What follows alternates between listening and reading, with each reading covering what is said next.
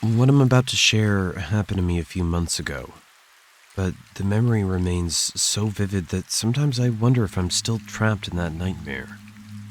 I've kept this story to myself until now, partly because I feared no one would believe me, and partly because putting it into words makes it feel real all over again.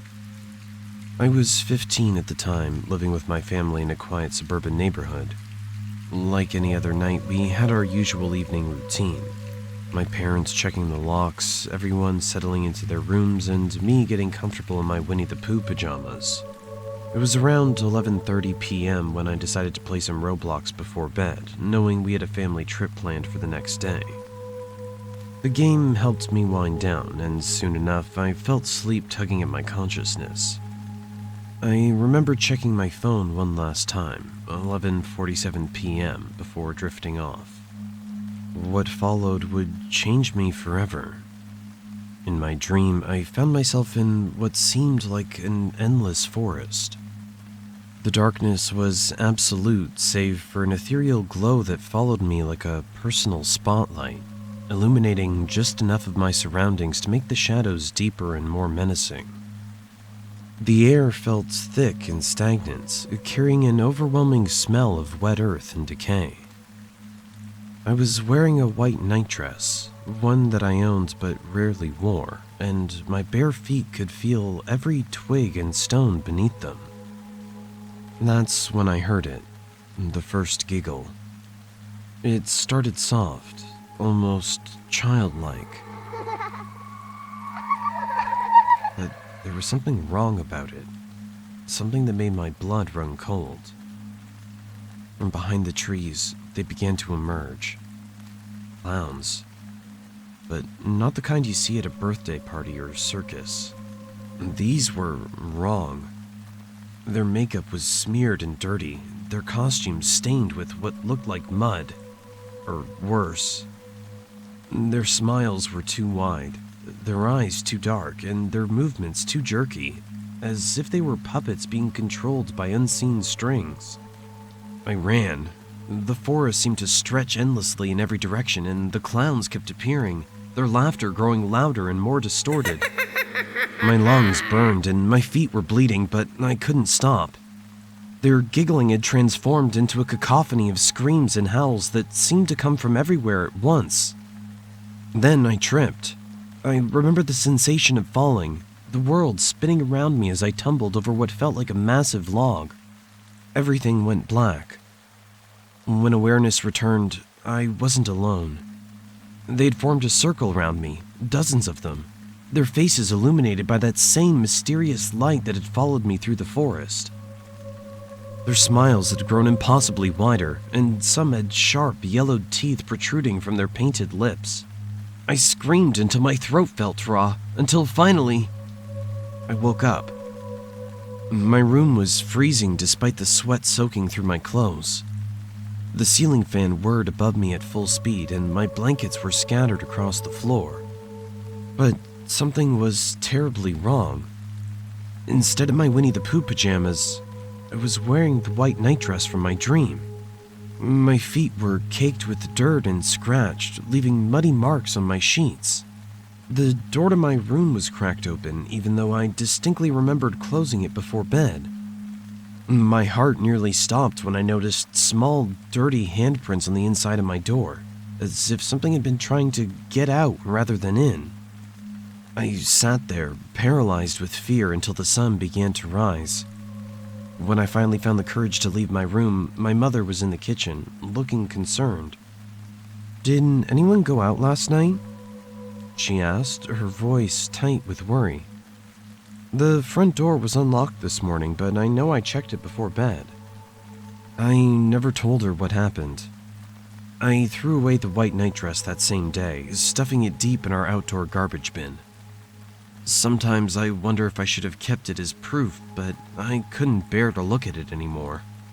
To this day, I can't explain what happened that night. Was it just a vivid nightmare? Sleepwalking? Or something more sinister? The rational part of my mind tries to find logical explanations, but then I remember the dirt on my feet, the handprints on my door, and that unlocked front door. Even now, months later, I still wake up at 3 a.m. sometimes, my heart racing, convinced I can hear distant circus music carried on the wind. And every time I do, I make sure to check that my bedroom door is locked, my windows are secured, and most importantly, that I'm still wearing the same clothes I went to bed in. They say some nightmares can follow you into the real world. After what happened to me that night, I'm inclined to believe them.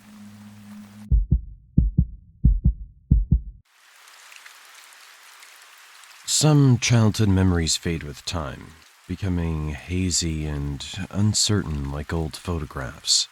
But they've remained crystal clear, burned into your mind no matter how many years pass.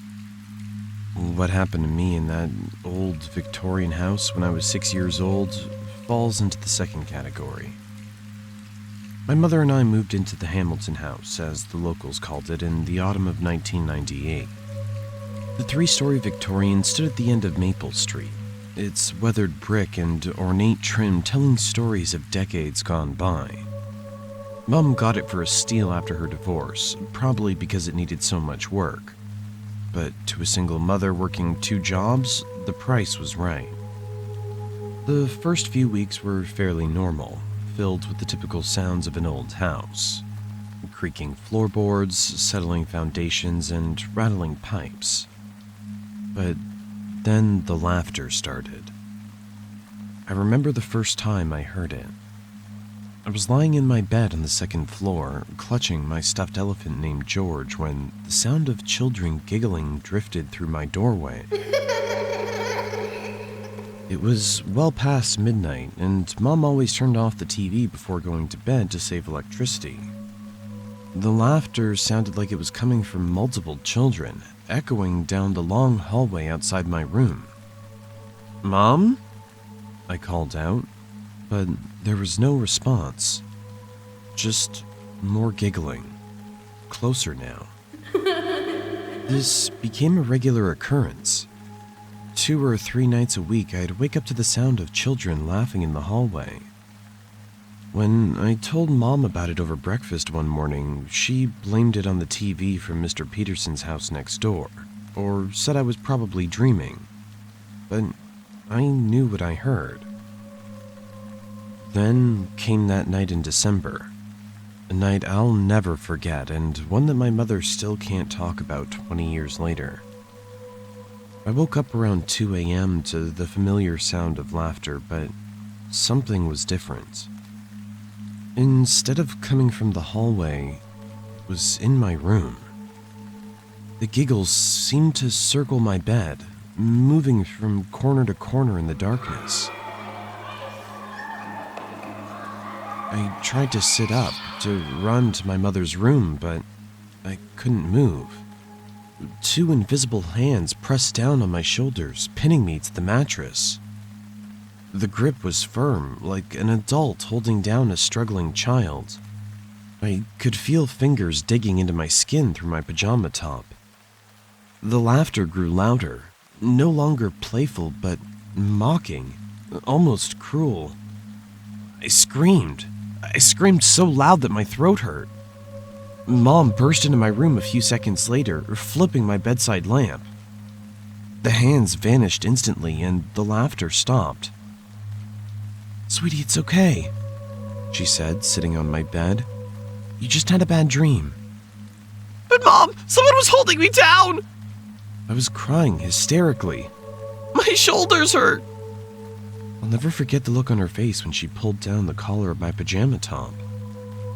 There, clearly visible on my pale skin, were 2 adult-sized handprints. Red, angry marks that would fade to bruises by morning. Mom pulled me into her arms and held me tight. Felt her trembling. We slept in her room that night, and the next day she called a priest to bless the house. She never admitted to seeing anything herself, but I noticed she started keeping my bedroom door open at night and installed a much brighter hallway light. We moved out 3 months later, when Mom found a smaller house closer to her work. She never gave me a real explanation for the sudden move, but I noticed she seemed to relax as soon as we left that Victorian behind. I'm 28 now, and I recently mentioned that night to Mom over coffee. The moment I brought it up, all the color drained from her face. "I don't want to remember that," she said quietly, her hands shaking as she set down her cup.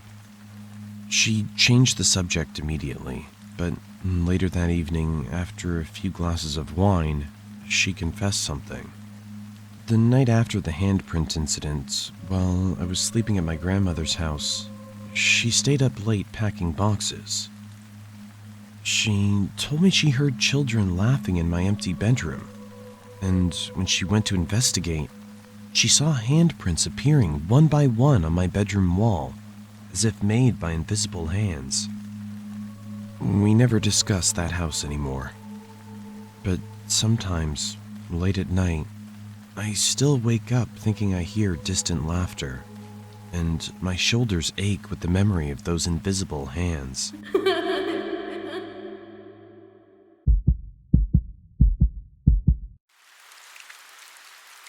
There are some experiences that defy explanation. Moments where reality seems to bend and break in ways that make you question everything you thought you knew about consciousness.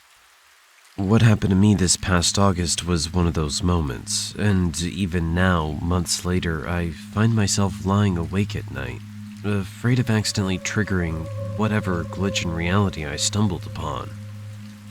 I was sharing a room with my sister during our family vacation. The arrangement wasn't ideal. I've always been a notoriously light sleeper, and even the smallest sounds tend to jolt me awake. But that particular night towards the end of our trip, something far worse than mere insomnia found me. I remember waking up sometime between 2 and 3 a.m. The room was quiet except for my sister's steady breathing and the occasional car passing on the street below. Nothing seemed out of the ordinary at first. I laid there trying to drift back to sleep, watching the shadows from passing headlights dance across the ceiling. Then something strange began to happen. As I felt myself starting to doze off, my vision became increasingly unfocused. This wasn't a normal blur of tiredness. It was as if reality itself was becoming less solid. Without really knowing why, I heard myself think, almost shouting inside my head, "I'm in a dream." That's when everything went wrong. The moment those words echoed through my consciousness, my vision completely disappeared. Not darkness, not blurriness, just nothing. I could feel my eyes blinking, could feel them moving, but it was as if my brain had simply stopped processing visual input entirely.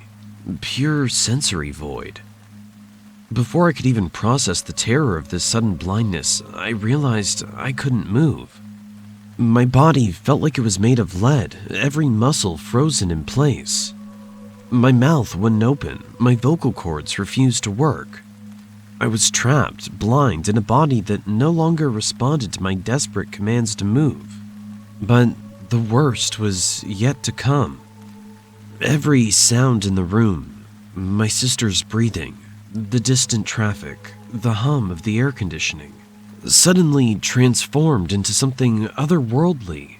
The best way I can describe it is imagine taking every ambient sound and feeding it through a corrupted audio file.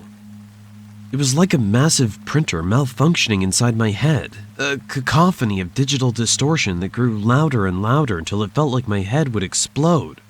The whole episode couldn't have lasted more than 10 seconds, but it felt like an eternity.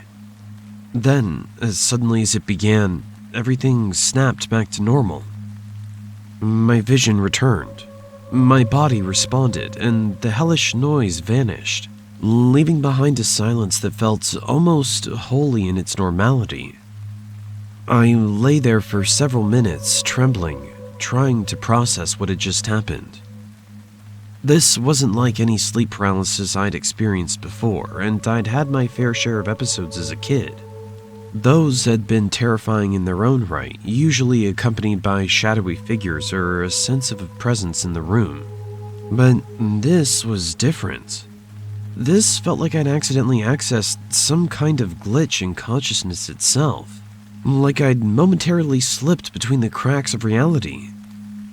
The thought of trying to go back to sleep alone with what had just happened was unbearable. I reached over and shook my sister awake, needing to tell someone what had happened while it was still fresh, needing confirmation that I was truly back in the normal world. To this day, I still don't know what happened to me that night. Was it some kind of new evolution of sleep paralysis? A one-in-a-million neurological event? Or did my sudden awareness of being in a dream state cause some kind of catastrophic error in whatever system runs our reality? All I know is that now, whenever I feel myself starting to drift off to sleep, there's a moment of panic.